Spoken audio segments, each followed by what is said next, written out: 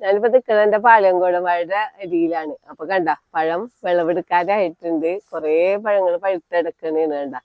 അപ്പൊ നമുക്കിത് വിളവെടുക്കണം. ഞാനിപ്പോ ഒരു മതിലരികില് പാളയംകോടൻ വാഴകൾ ഇങ്ങനെ നിരത്തി നട്ടേക്കണതാണ്. യാതൊരു പരിചരണവും കൊടുക്കാറില്ല. നമുക്ക് എപ്പോഴും ഇങ്ങനെ കൊലകൾ കിട്ടിക്കൊണ്ടിരിക്കും കണ്ട.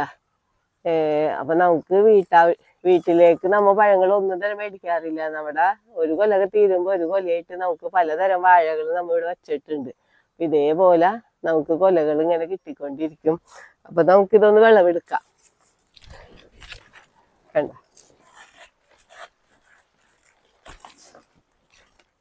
കണ്ട പഴമൊക്കെ പാളയംകോടൻ വാഴ എന്ന് പറഞ്ഞാൽ ഒരു പ്രത്യേകത എന്ന് പറഞ്ഞാൽ ഇങ്ങനെ ഒന്നിച്ച് പഴുക്കും. ഇത് കണ്ട അപ്പൊ പഴുത്ത ഭയങ്കര ടേസ്റ്റി ആയിട്ടുള്ള പഴമാണ്.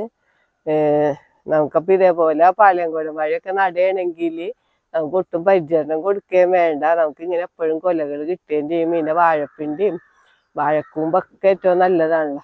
നമുക്ക് എല്ലാം ഉപയോഗിക്കുകയും ചെയ്യാം. പിന്നെ ഇലകളും എടുക്കുക. അപ്പം എല്ലാവരും വാഴയൊക്കെ നട്ട് പിടിപ്പിക്കണം.